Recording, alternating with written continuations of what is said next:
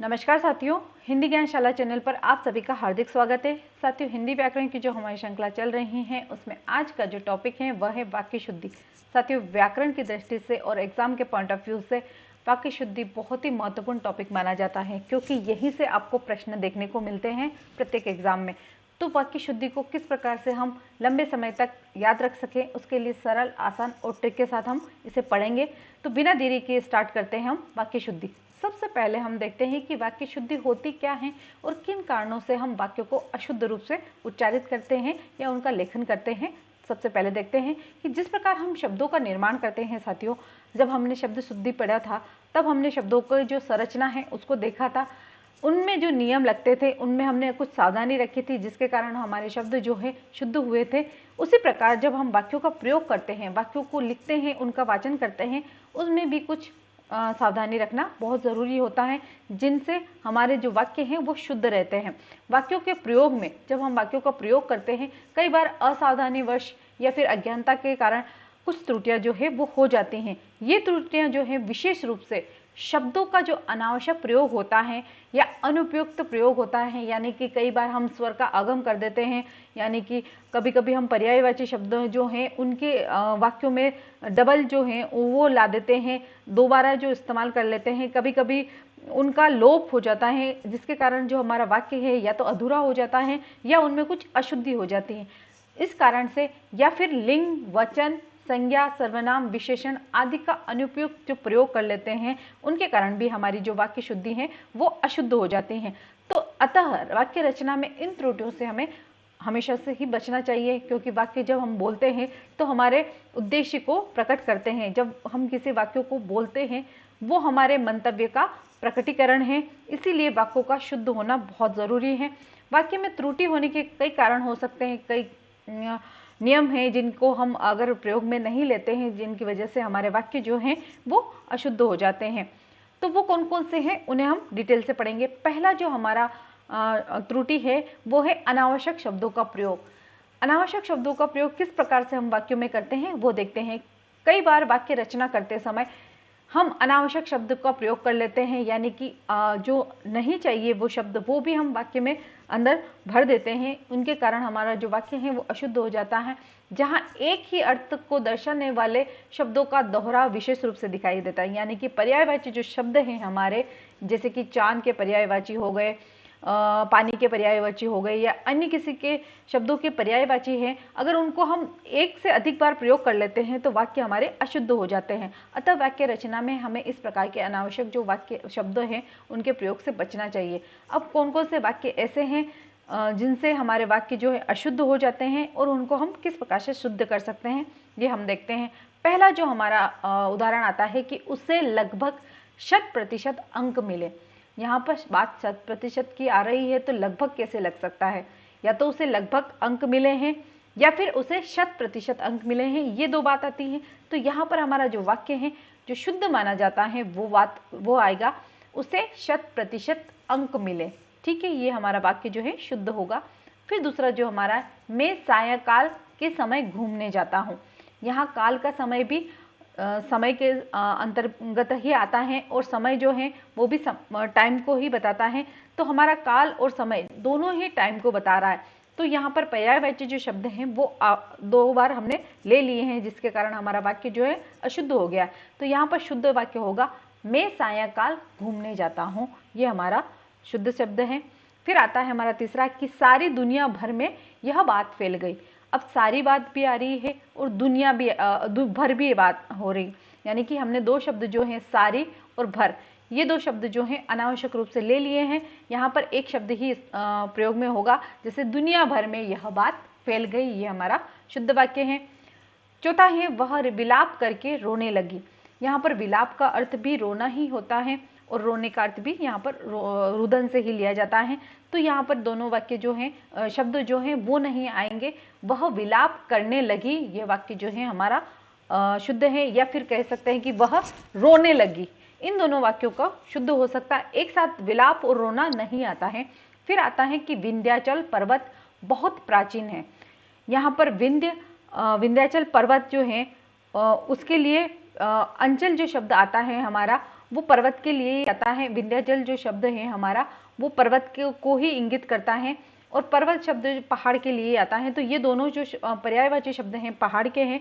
यहाँ पर जो है पर्वत शब्द है वो अनावश्यक रूप से लिया गया है, इसीलिए विंध्याचल विंध्याचल बहुत प्राचीन है, ये हमारा शुद्ध वाक्य होगा। फिर छठा है कि किसी और दूसरे से परामर्श लीजिए, कि जब बात किसी की आ जाती है तो दूसरा अन्य को ही इंगित कर रहा है, तो यहाँ पर दोनों में से एक ही आएगा, किसी और से परामर्श लीजिए। ठीक है। अब है कि वह बहुत सज्जन पुरुष है, यह बहुत बार एग्जाम में आया हुआ है, आप इसको ध्यान से देखिएगा कि वह बहुत सज्जन पुरुष है।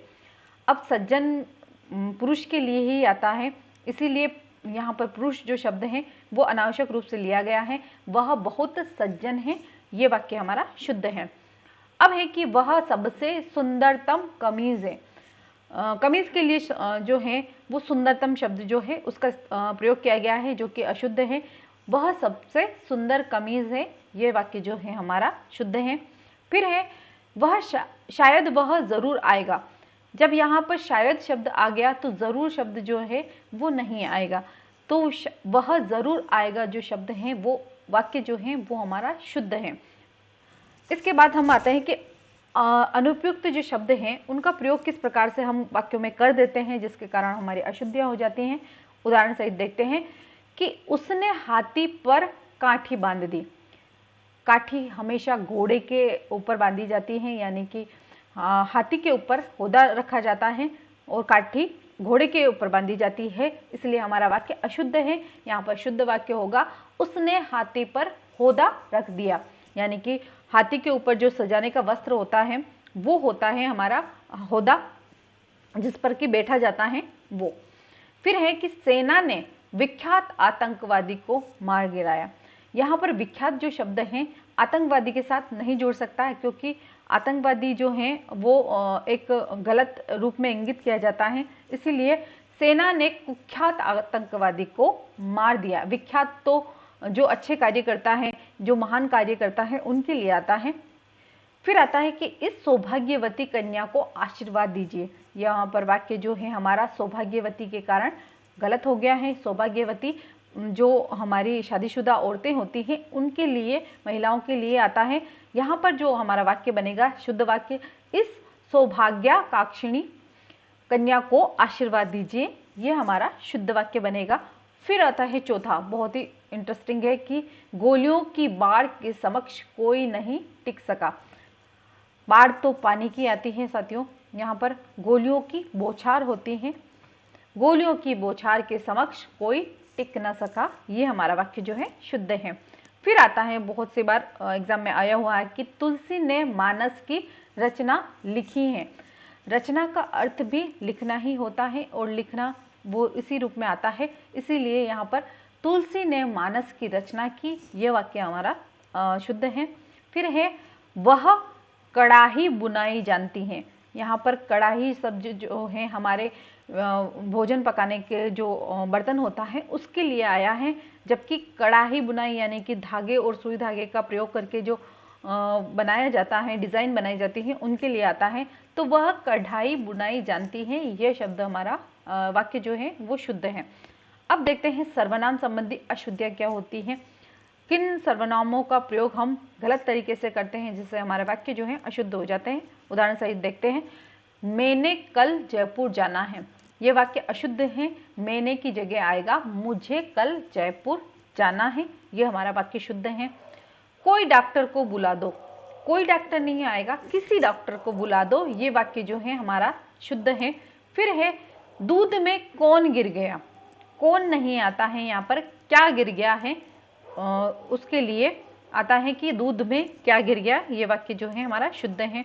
फिर है दरवाजे पर क्या खड़ा है, वाक्य अशुद्ध है, क्या नहीं आएगा, कौन खड़ा है, दरवाजे पर कौन खड़ा है, ये हमारा शुद्ध वाक्य है और हम इसका शुद्ध ही प्रयोग करते हैं। जो भी हो लौट आए, यानी कि वाक्य जो है अधूरा सा है। जो भी गया हो वो लौट आए, ये हमारा वाक्य जो है शुद्ध है। मैं आपकी प्रतीक्षा ही कर रहा था और तुम आ गए। यहाँ पर एक तरफ तो आपको सम्मान मिल गया है, दूसरी तरफ आपको भाई तुम लेकर जो हमारा अन्य पुरुष में आ गया है ये, तो वहां पर जो है हमारा वो वाक्य जो है अशुद्ध हो जाता है। मैं आपकी प्रतीक्षा कर रहा था और आप आ गए, ये दोनों ही आदर सूचक शब्द जो हैं यहाँ पर लगेंगे। फिर है हमको सबको फिल्म देखने जाना है। यहाँ पर दो सर्वनाम जो है हमको और सबको नहीं आएंगे। हम सबको फिल्म देखने जाना है, ये हमारा शुद्ध वाक्य है। तेरा उत्तर मुझसे अच्छा है। फिर तेरा उत्तर जो है वहां पर जो ये वाक्य जब बोला जाता है तो ऐसा लगता है जैसे कि उसकी शक्ल जो सूरत है उससे तुलना की जा रही है, जबकि ये वाक्य जो है गलत है। आपका उत्तर मेरे उत्तर से अच्छा है, ये वाक्य जो है वो शुद्ध होता है। फिर आता है विशेषण संबंधी अशुद्धियां। विशेषण संबंधी अशुद्धियां किस प्रकार से हम करते हैं, किन अनुपयुक्त वर्णों का शब्दों का प्रयोग कर लेते हैं जिसके कारण हमारे शब्द जो हैं वाक्य जो हैं वो अशुद्ध हो जाते हैं, वो देखते हैं। यह सबसे सुंदरतम कमीज है। यहाँ पर सबसे और सुंदरतम कमीज जो है एक साथ नहीं आते हैं, दो विशेषण नहीं आते हैं कभी भी। तो यह सुंदरतम कमीज है, ये शब्द जो है वो सही वाक्य है। फिर है वे एक अच्छे डॉक्टर हैं। अब वे जो हैं हम उन्हीं को इंगित कर रहे हैं, तो एक जो शब्द है वो नहीं आएगा। वे अच्छे डॉक्टर हैं, ये हमारा वाक्य शुद्ध है। फिर धोबी ने अच्छे कपड़े धोए। धोबी जब भी धोता है वो गंदे कपड़े ही धोता है, तो अच्छे कपड़े कैसे धो सकता है, ये वाक्य हमारा अशुद्ध है। धोबी ने कपड़े अच्छे धोए हैं, अच्छी तरह से धोए हैं, ये वाक्य है हमारा शुद्ध।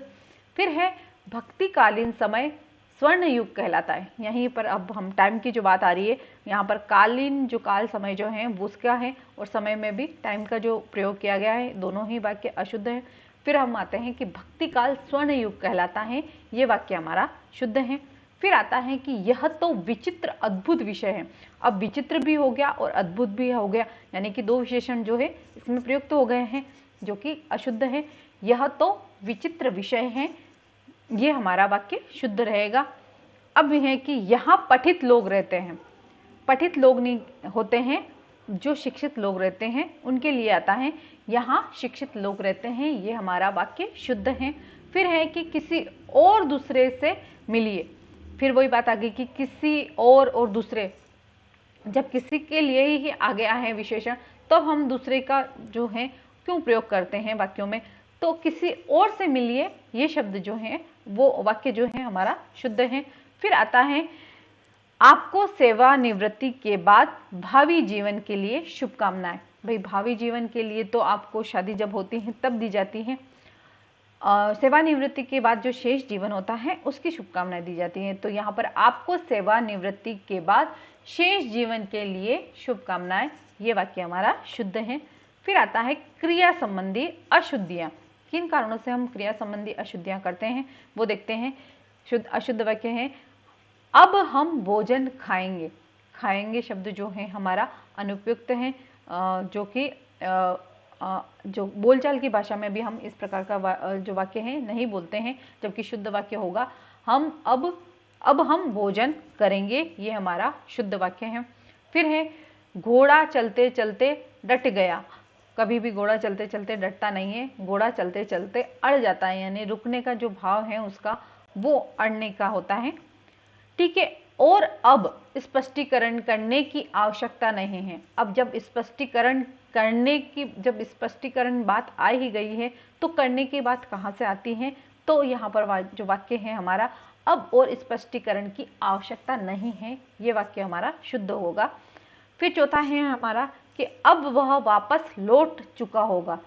अब वापस और लौट और चुकना इस प्रकार के जो शब्द हैं ये हमारा गलत होता है क्रिया संबंधी। अब वह लौट चुका होगा, ये हमारा वाक्य शुद्ध है। फिर है उसकी आंख से आंसू बह रहा है। भाई एक आंसू तो नहीं बह रहा, इसीलिए आंसू जो शब्द हैं नित्य ही बहुवचन में आते हैं, इसीलिए उसकी आंखों से आंसू बह रहे हैं, ये शब्द जो है हमारा शुद्ध है। कुछ शब्द जो हैं जैसे कि आंसू हैं, हस्ताक्षर हैं, प्राण हैं, ये जो शब्द हैं हमारे नित्य ही बहुवचन के रूप में ही लिए जाते हैं। फिर है हमारा कि इस कक्ष में के भीतर प्रवेश करना निषेध है। अब भीतर और प्रवेश करना, ये दोनों ही शब्द जो हैं अशुद्ध हैं। इस कक्ष में प्रवेश निषेध है, अनावश्यक जो शब्द हैं उनका प्रयोग नहीं करना चाहिए। फिर है कि राम ने संकल्प लिया, संकल्प लिया नहीं जाता है, संकल्प किया जाता है, इसलिए राम ने संकल्प किया, ये वाक्य हमारा शुद्ध है। फिर आता है हमारा लिंग संबंधी अशुद्धि वाक्य। वाक्य में प्रयुक्त शब्दानुरूप लिंग का प्रयोग करने पर ही शुद्ध वाक्य जो रचना है वो शुद्ध हो पाती है। अतः लिंग सूचक शब्दों का प्रयोग वाक्य में आय, संज्ञा, सर्वनाम आदि के अनुरूप होना चाहिए, यानी कि स्त्रीलिंग की जगह स्त्रीलिंग जो हमारा वाक्य है उसमें स्त्रीलिंग वाची शब्दों का ही प्रयोग होना चाहिए, पुल्लिंग के लिए पुल्लिंग वाची शब्दों का ही प्रयोग होना चाहिए। जैसे कि यहाँ पर लिखा है कि मेरा भक्त कवि थी, कवि हमेशा पुल्लिंग के लिए प्रयुक्त होता है, तो यहाँ पर ये वाक्य गलत है। मेरा भक्त कवियत्री थी, ये वाक्य हमारा शुद्ध है। यहाँ पर कवियत्री जो लिखा हुआ है कवियत्री, ये वाक्य शब्द भी शुद्ध है।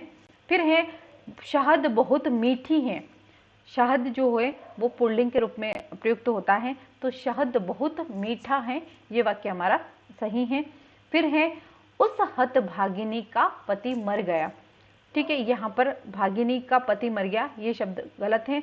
उस हतभाग्या का पति मर गया है, ये शब्द हमारा शुद्ध है।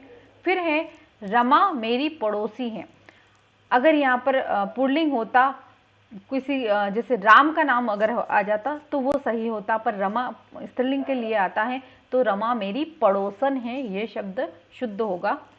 फिर है महादेवी, छायावत की प्रसिद्ध कवियत्री जो मानी जाती हैं, विद्वान कवियत्री थे, यह वाक्य अशुद्ध है। विद्वान लेखक जैसे लेखक है, विद्वान है, कवि है, ये शब्द जो है पुल्लिंग के लिए प्रयुक्त होते हैं, जबकि महादेवी विदुषी कवियत्री थी, ये वाक्य शुद्ध है हमारा। फिर आता है सलोनी एक बुद्धिमान बालिका है, बुद्धिमान शब्द बालक के लिए प्रयुक्त होता है, पुल्लिंग के लिए प्रयुक्त होता है, जबकि बुद्धिमती जो है वो बालिका के लिए आएगा। सलोनी एक बुद्धिमती बालिका है। फिर आता है ब्रह्मपुत्र भारत में बहता है।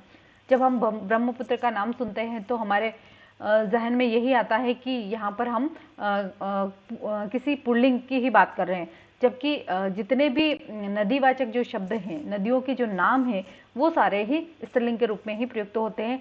जो ब्रह्मपुत्र हैं वो भी हमारी नदी है भारत की, तो ब्रह्मपुत्र भारत में बहता नहीं, ये अशुद्ध वाक्य है। ब्रह्मपुत्र भारत में बहती है, ये शुद्ध वाक्य है हमारा। अब देखते हैं आगे कि वचन संबंधी किस प्रकार से हम अशुद्धियां करते हैं। कि वाक्य में क्रिया का प्रयोग कर्ता व कर्म के अनुरूप होता है, ऐसा न होने पर वाक्य में अशुद्धि आ जाती है, अतः वाक्य रचना में वचन का प्रयोग सावधानी पूर्वक करना चाहिए। किस प्रकार से हम कर्ता और कर्म का ध्यान रखकर वाक्य को शुद्ध बना सकते हैं वचन के अनुसार, वो देखते हैं। कि उसने 2 कचौड़ी खाई, भाई 1 कचौड़ी होती तो हम कह सकते उसने 1 कचौड़ी खाई, तो यह वाक्य शुद्ध होता है। किंतु अगर यहाँ पर 2 संख्या अगर बढ़ जाती है, बहुवचन के रूप में आती है, तब कचौड़ियाँ जो शब्द हैं वो शुद्ध माना जाता है। उसने 2 कचौड़ियाँ खाई, ये हमारा शुद्ध है। फिर है वहाँ सभी वर्ग के लोग उपस्थित थे, भाई सभी और वर्ग नहीं, वर्ग तो एक के लिए ही आता है, सिंगल के लिए आता है, जबकि वहाँ सभी वर्गों के लोग उपस्थित थे, ये वाक्य जो है हमारा शुद्ध है। फिर है उसके प्राण पखेरु उड़ गया, बहुत बार एग्जाम में आया हुआ है प्रश्न कि उसके प्राण पखेरु उड़ गया किसमें, किस प्रकार की जो है अशुद्धि है, तो ये वचन संबंधी अशुद्धि है। उसके प्राण पखेरु उड़ गए, यानी कि प्राण जो शब्द है ये बहुवचन के रूप में लिया जाता है, इसीलिए यहाँ पर प्राण पखेरु उड़ गए ये शब्द हमारा शुद्ध वाक्य जो है माना जाएगा। आंसू से मेरे कपड़े भीग गए, आंसू से नहीं, आंसुओं से मेरे कपड़े भीग गए, भाई एक आंसू से तो नहीं भीगे हैं, आंसू बहुत सारे निकले हैं, इसी वजह से कपड़े भीग गए हैं, तो आंसुओं से मेरे कपड़े भीग गए हैं, ये हमारा शुद्ध वाक्य है। फिर आया है कि नवरस में श्रृंगार रसराज कहलाता है, अच्छी बात है, किंतु नवरस जो शब्द है ये हमारा नवरस नहीं होकर नवरसों का बात आ जाती है, क्योंकि एक रस नहीं है, यहाँ पे 9 जो रस हैं हमारे उनकी बात हो रही है, तो यहाँ पर बहुवचन होगा, इसीलिए नवरसों में श्रृंगार रस रसराज कहलाता है। ठीक है। फिर है पेड़ों पर कौवा बोल रहा है, जब यहाँ पर बात पेड़ों की आ रही है तो कौवा एक कैसे बोल सकता है, एक पेड़ों पर एक कौवा, पेड़ पर अगर कौवा बोल रहा है तो यहाँ पर वाक्य शुद्ध होता, पर यहाँ बात आ रही है पेड़ों पर कौवा बोल रहा है, तो ये अशुद्ध है। पेड़ों पर कोए बोल रहे हैं, यानी कि बहुवचन के रूप में आएगा यहाँ पर। फिर है आपका दर्शन करके मैं धन्य हुआ। दर्शन शब्द भी नित्य ही बहुवचन के रूप में प्रयुक्त तो होता है, इसीलिए आपको अगर प्रश्न आता है यहाँ से कि आपका दर्शन करके धन्य हुआ, तो यहाँ कौन सी अशुद्धि है, तो वचन संबंधी अशुद्धि है। और शुद्ध वाक्य कौन सा होगा, आपके दर्शन करके मैं धन्य हुआ। ठीक है। फिर है अभी 3 बजा है। 3 बजा नहीं होता है, 3 बजे हैं, ये शब्द जो है हमारा शुद्ध होता है। अभी 3 बजे हैं।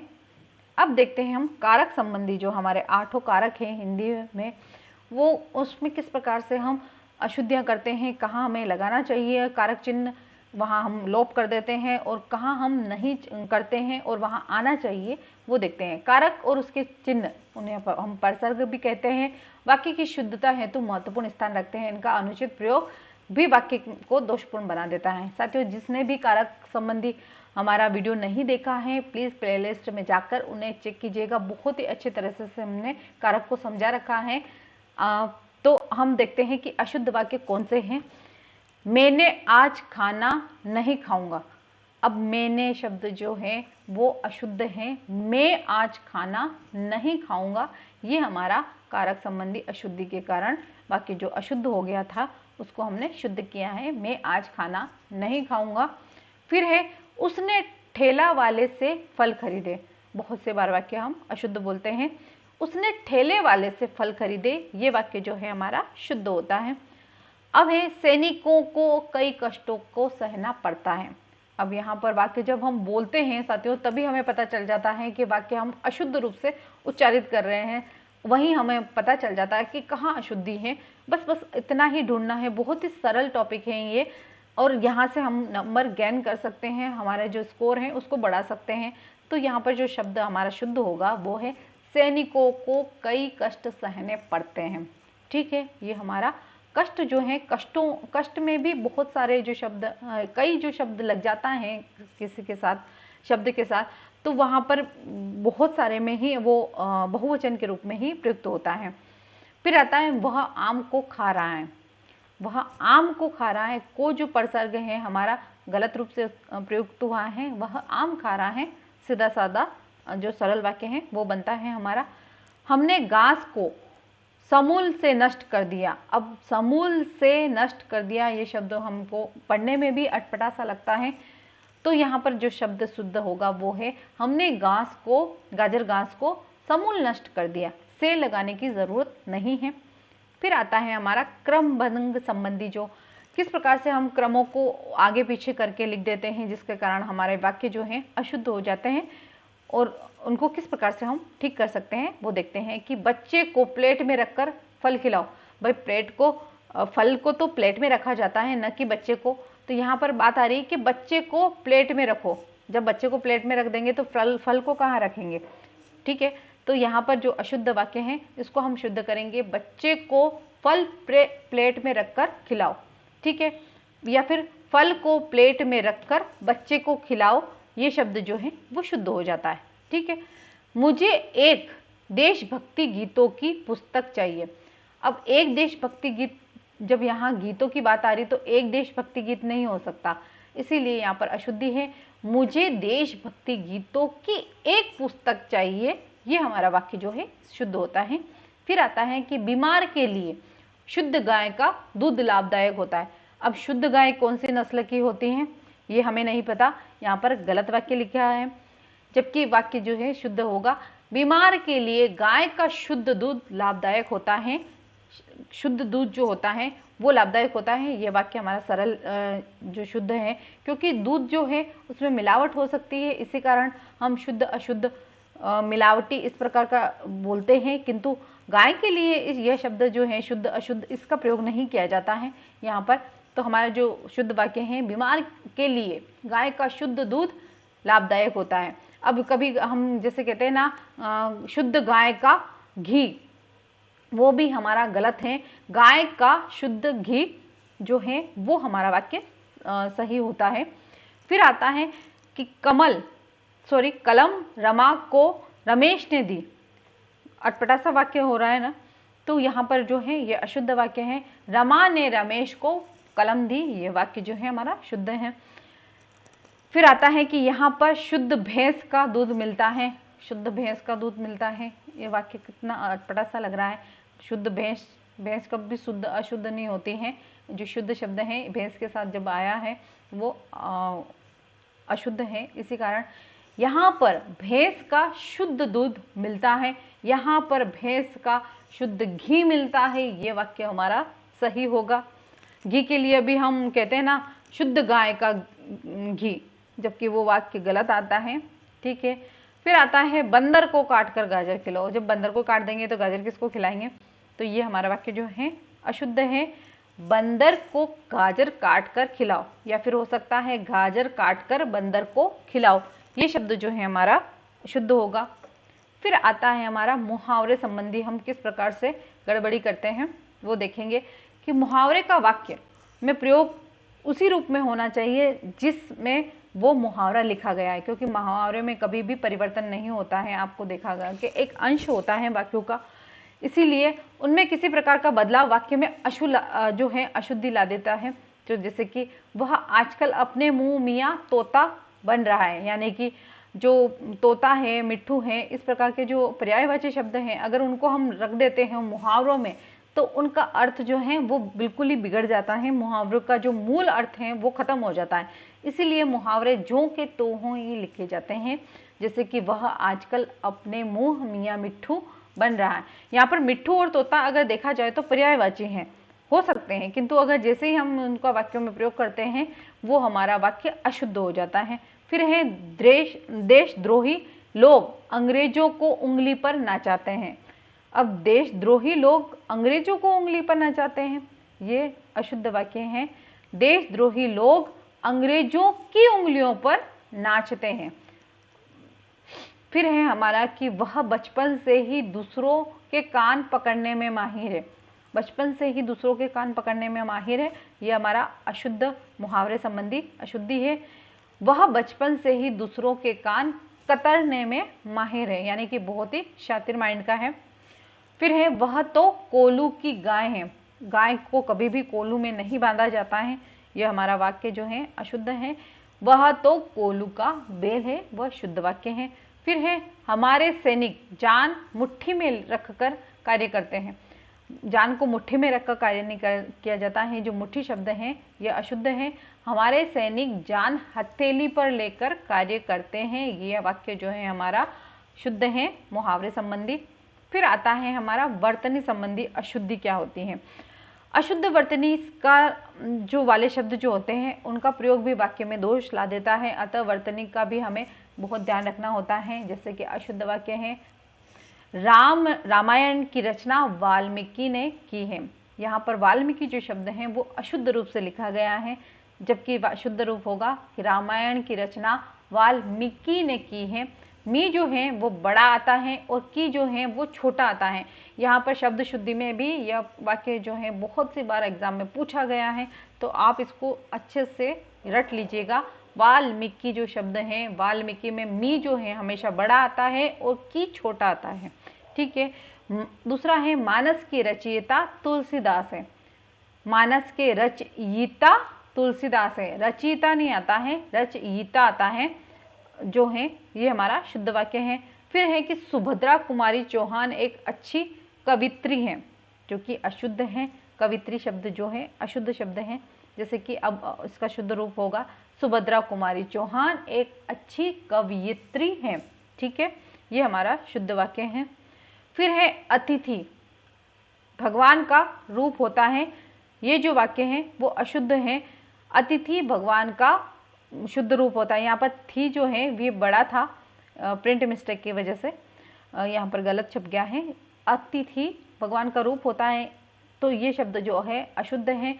यहाँ पर अतिथि यानी कि तिथि शब्द जो आता है उसमें दोनों ही मात्रा आपको छोटी ही रखनी है।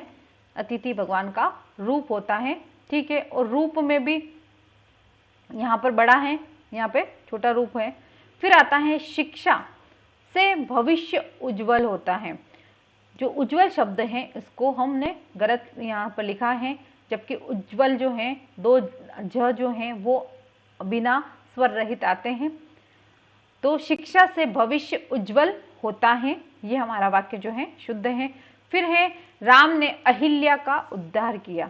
अहिल्या शब्द जो है ये गलत है, जबकि शुद्ध शब्द है अहल्या जो आता है वो उसमें कोई मात्रा नहीं आती ह में।